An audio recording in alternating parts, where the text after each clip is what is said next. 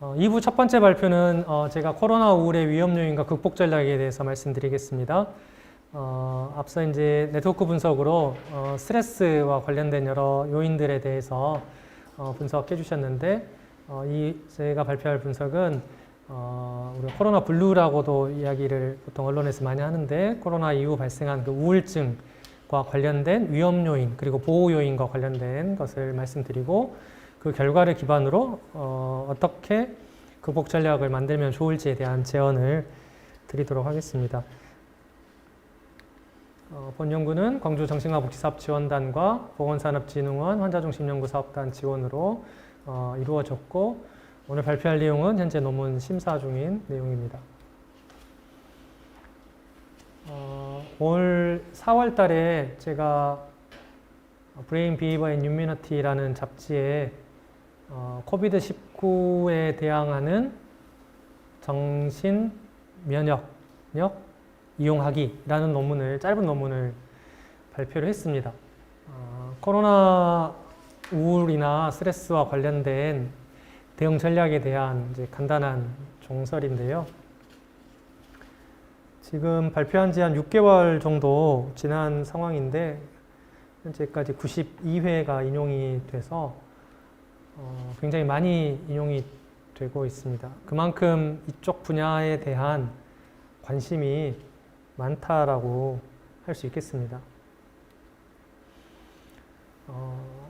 이 논문에서도 이제 분류를 이렇게 해서 제안을 했었는데, 코로나19와 정신건강과 관련돼서 자가격리자와 감염자들의 정신건강 문제도 심각하고, 그런데 전 국민이, 또 전 세계 사람들이 코로나19로 인한 스트레스와 우울 반응에서 예외일 수는 없을 것 같습니다. 취약계층인 이제 정신학적 질병을 앓고 있는 분들, 그리고 의료인과 사회복지 종사자 분들도 코로나19로 인한 정신건강의 위험 대상군이라고 할 수 있겠습니다. 이 논문은 몇 달 전에 발표된 논문인데요. 전남대학교 병원 정신건강학과 김주환 교수가 일저자로 발표한 논문입니다. 코로나19에 감염된 환자들에 대한 심리적 개입, 이제 입원 환자들이기 때문에 전화로 이렇게 개입을 했던 부분을 요약한 논문입니다. 앞서 말씀드린 대로 코로나19에 감염이 되면 더 많은 스트레스와 우울 반응이 생기게 됩니다. 그래서 현재 광주는 이제 빛고울 전남대병원에 주로 입원하게 되는데, 정기적으로 이렇게 방문을 해서 전화 개입을 했습니다. 그랬을 때 이제 하스피탈 앵자이티 디프레션 스케일이라는 척도로 우울 불안 점수가 감소하는 것을 볼 수 있습니다. 그래서 지금 감염자가 점점 계속 확산되고 늘어나고 있는 상황인데, 이런 심리적 개입이 함께 이루어질 필요가 있겠습니다. 코로나19가 정신건강에 영향을 미치는 여러 요소들이 있고, 앞서 유승용 교수님께서도 이제 여러 다양한 요인들의 상호 관계를 저희 데이터를 통해서 말씀을 해주셨는데,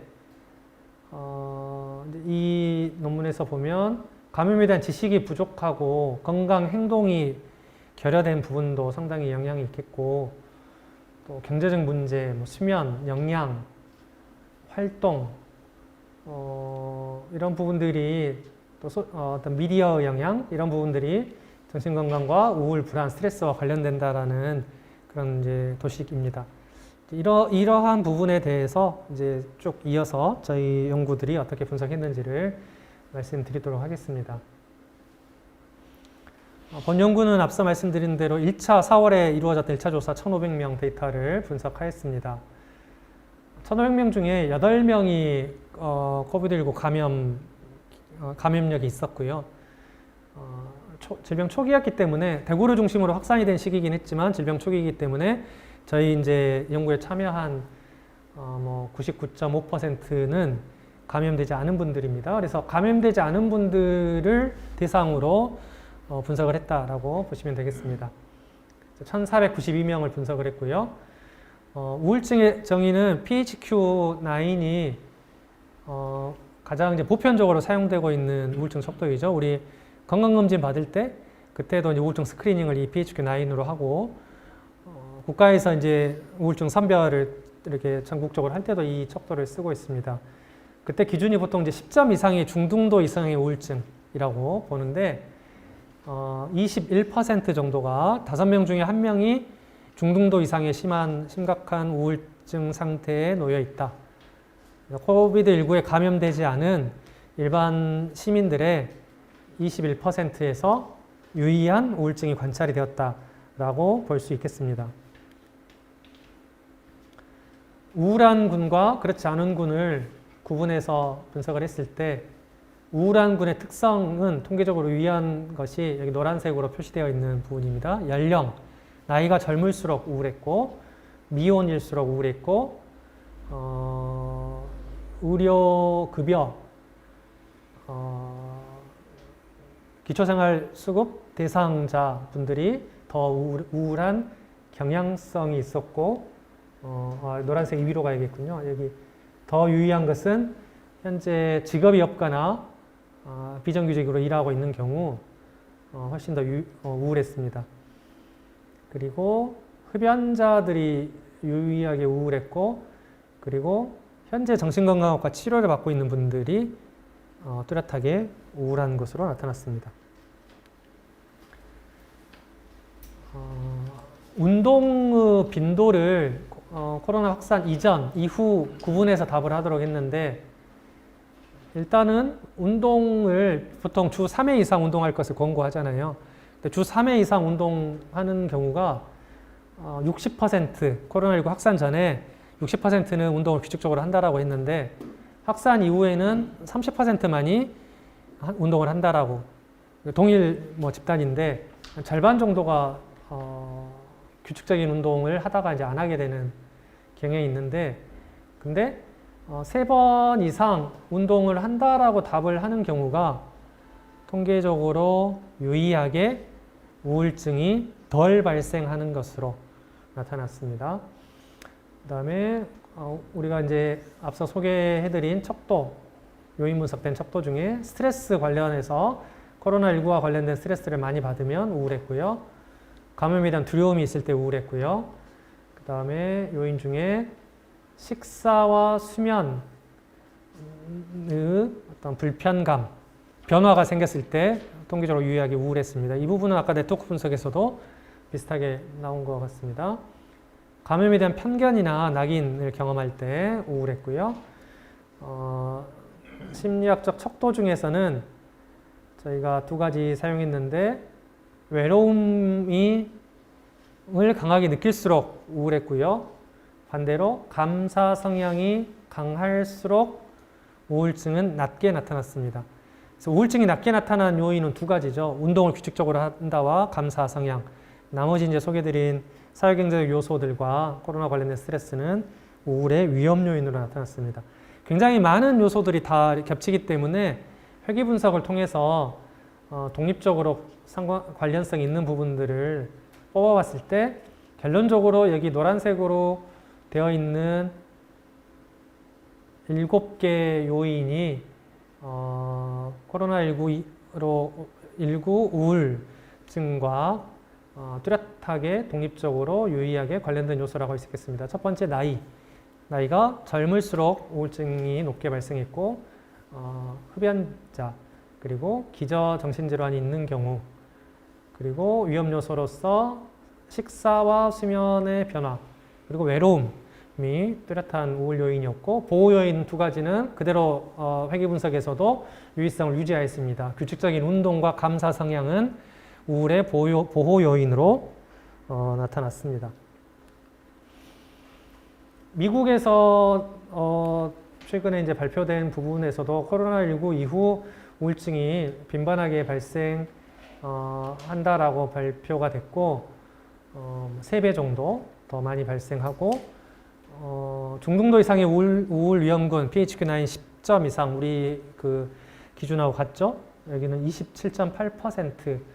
꽤 미국이 한국보다 더 많이 코로나가 확산이 되어 있고 경제적으로 더 많이 불안정하고 해서 그럴 수는 있겠는데 한 30% 가까이 이제 우울하다라고 되어 있습니다. 전 세계적으로 보면 다 20% 전후 정도로 우울하다라고 나옵니다. 굉장히 높은 거죠.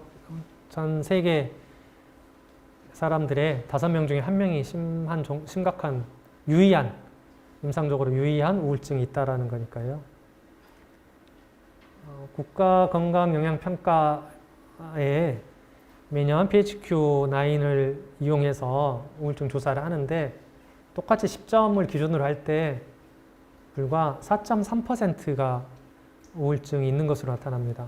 똑같은 기준을 올해 적용할 때 21%가 나오기 때문에 4배에서 5배 정도 우울증이 증가했다라고 볼 수 있겠고, 저희 병원, 저희 지원단 조사뿐만 아니라 트라우마 스트레스 학회에서 지금 보건복지부와 함께 평가를 계속 하고 있는데 여기서도 22% 거의 비슷하게 지금 나오고 있죠. 그래서 아무튼 20% 이상 우울증이 관찰이 되고 예년에 4-5배 정도 우울증이 높게 발생하고 있다라고 정리할 수 있겠습니다.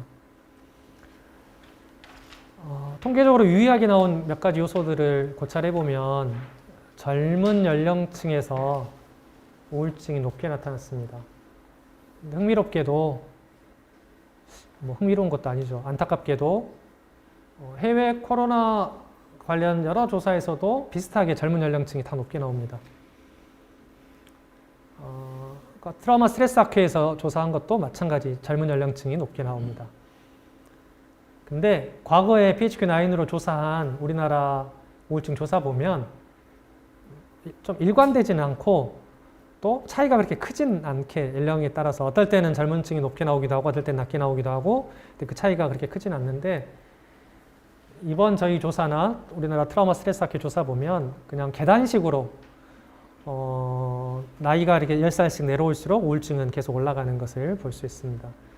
그래서 코로나19에 가장 큰 영향을 받는 군이 청년층이다 라고 볼 수 있겠습니다. 청년층이 사회적 취약계층이라고 사실은 봐야 되지 않을까라는 생각이 듭니다. 그리고 코로나19와 관련된 어떤 사회 스트레스에 가장 민감하게 지금 반응할 수밖에 없는 연령대이다. 근데 문제는 그 자살률은 사실은 그 다음에 나오니까 올해 자살률은 내년에 나오니까 올해 자살률은 아직 알 수는 없고 코로나 발생 이전인 작년 자살률을 볼 때 그 전년도 2018년도하고 비교했을 때 대부분의 연령층에서 자살률은 떨어지거나 비슷했습니다. 근데 원룸 연령대는 딱 여기 15세에서 29세까지 청소년, 청년에서만 자살률이 상승했거든요, 작년에. 나머지 연령에 대해서는 감소하거나 비슷하고. 그래서 우리나라 청년들의 어떤 정신건강의 적신호는 이미 작년부터 또 관찰은 됐는데 올해 더 뚜렷하게 지금 관찰되고 있어서 이건 시급히 대책을 세워야 하는 문제다 라고 말할 수 있겠습니다. 조금 더 세부적으로 보면 전국의 청소년, 청년 자살률을 보면 고등학생 나이대인 15세, 19세는 8% 정도 증가했고요. 20대 초반은 12% 정도 증가해서 가장 큰 증가폭을 보입니다. 전국의 16개 광역 지방자치단체를 다 봤을 때 세종은 샘플이 너무 작으니까 빼고 광주하고 충북만 이 연령대에서 자살률이 떨어졌고요. 나머지 연령대는 나머지 지역은 모두 청년, 청소년에서 자살률이 상승했습니다. 이것도 주목할 만하다고 생각합니다. 왜냐하면 지역 간 차이가 지금 없잖아요. 모든 지역에서 다 청소년, 청년 자살률은 증가한 거죠. 충북은 살짝 변했고 근데 전국 16개 중에는 비교적 좀 높게 나왔고요. 청소년, 청년 자살이. 광주는 가장 큰 폭으로 떨어지기도 했고 가장 낮은 쪽이었습니다. 근데 후기 청소년에서는 절반 정도 떨어졌고요. 20대 초반에서는 3분의 1 정도, 34%, 35%가 감소했습니다. 물론 이제 샘플 사이즈가 좀 작기는 하죠. 그러나 전국적으로 다 오르는 상황에서 광주에서 큰 폭으로 떨어지는 것은 이게 이제 계속 이어질지 또 봐야 되겠지만 왜 그럴까를 생각해 볼 수도 저는 있다고 생각합니다. 근데 이제 광주의 정신건강센터 중심으로 일단 생각해 보면 청소년 팀이 비교적 활발하게 운영이 좀 되는 경향, 교육청에 정신건강학과 전문의 2명 작년부터 상근하고 있고요. 그다음에 청년 정신건강 사업이 광주가 비교적 활발하게 지금 이루어지고 있다는 점, 또 여러 요소 중에 하나로 생각할 수 있지 않을까라고 생각해 봅니다.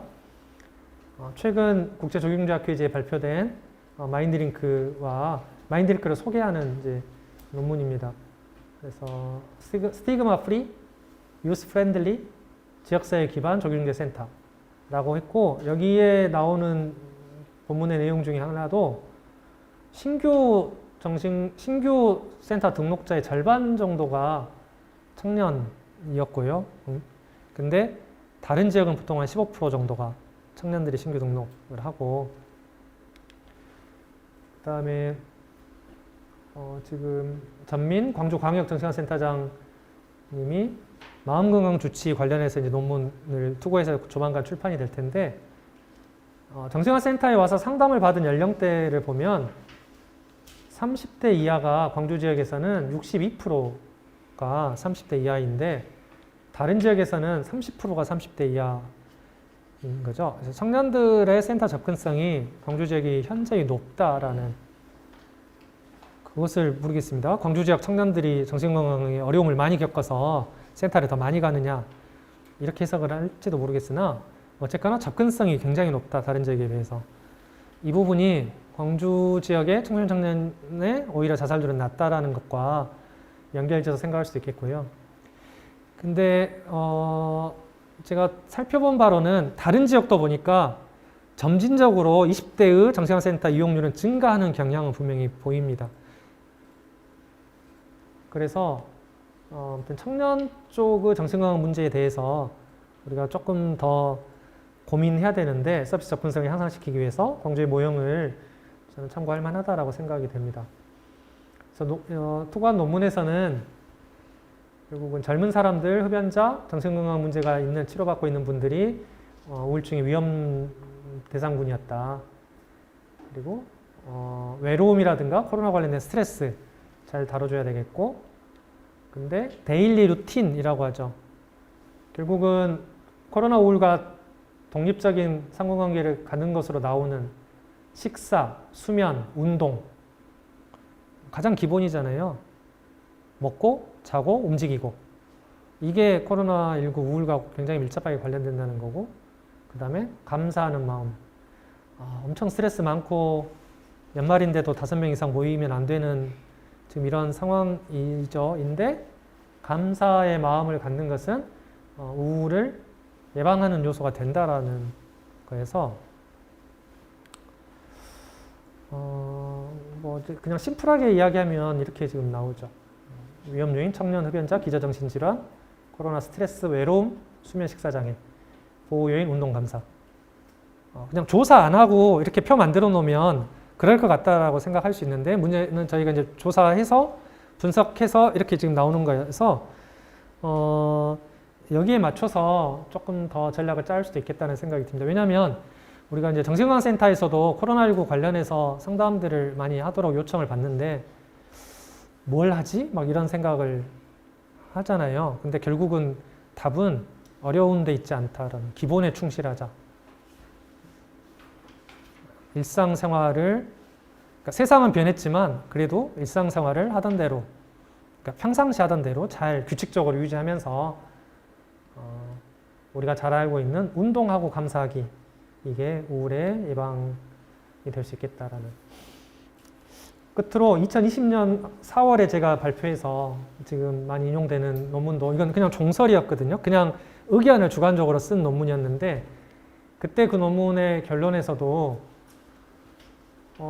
결국은 뭐 지금도 뭐 우리나라는 아직 백신, 아직은 뭐 치료제 공식적으로 나오진 않았으니까 결국 할 수 있는 거는 우리의 면역력을 올리는 것인데, 거기에는 건강한 생활 습관, 규칙적인 운동, 영양, 잘 자고 사람들과 정서적 유대 관계를 잘 갖는 것, 이게 이제 아까 그 유의한 그 요소로 나온 외로움을 또 극복하는 방법이겠죠.